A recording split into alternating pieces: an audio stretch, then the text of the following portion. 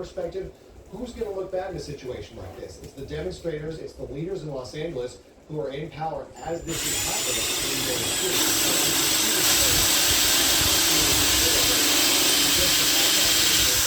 Have now been set ablaze and are now burning down, literally burning to the ground, melting into the pavement on Los Angeles Street. This has been going on, this unrest, since this morning, really since Friday. This is day 3 of unrest and confrontation across Los Angeles and LA County. It began on Friday with some of those ICE raids, or as the U.S. Attorney wishes them to be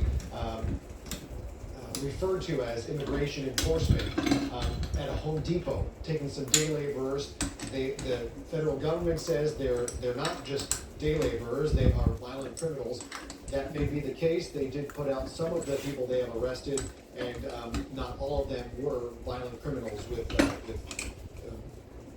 criminal records in their past. Yesterday, things began in Paramount. We thought it was outside another Home Depot. It actually was outside another Home Depot, but that was not the purpose of this location, why it was chosen. Across the street in Paramount, there was a DHS facility where authorities were staging more actions to be taken yesterday. That demonstration grew violent. It was pushed down the street into Compton, where again, things turned violent. A car was lit on fire.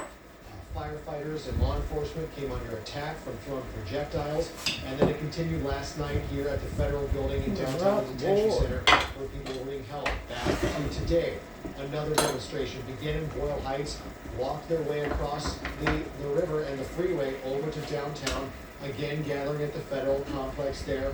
There was a second demonstration today at 2 p.m. outside City Hall. More than 1,000 people were gathered there. They made their way and joined the group at the bottom of the hill down at Alameda and Temple at the federal building, and that's where the bulk of the confrontation happened today. At some point, with federal troops, those federalized National Guards members on hand, the LAPD was called in to move in and back those people up, and they did that, clearing out Alameda, pushing them into the intersection, and gaining control of that situation. As that was happening, some of the crowd dispersed, made their way around the facility, back to the north side, and onto the 101 freeway.